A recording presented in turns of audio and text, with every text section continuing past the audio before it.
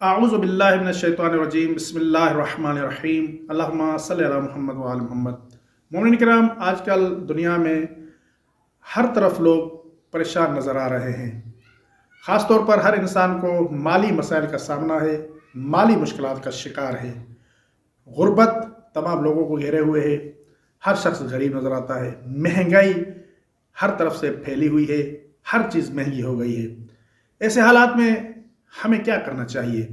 کیا کوئی ایسا عمل ہے کہ جو قرآن اور حدیث میں بیان ہوا ہو اور اس عمل پر عمل کر کے اپنی تنگ دستی کو دور کر سکیں، اپنے مسائل حل کر سکیں؟ اس سلسلے میں بہت سی روایات میں ایک سورہ بیان ہوئی ہے، وہ ہے سورہ واقعہ۔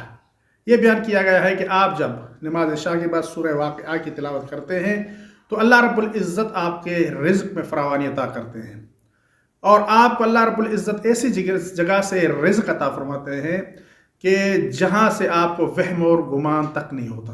اس لیے مومنین کو چاہیے جو مالی مسائل میں مبتلا ہیں، نماز مغرب اور عشاء کے بعد سورہ واقعہ کی تسلسل کے ساتھ تلاوت کیا کریں۔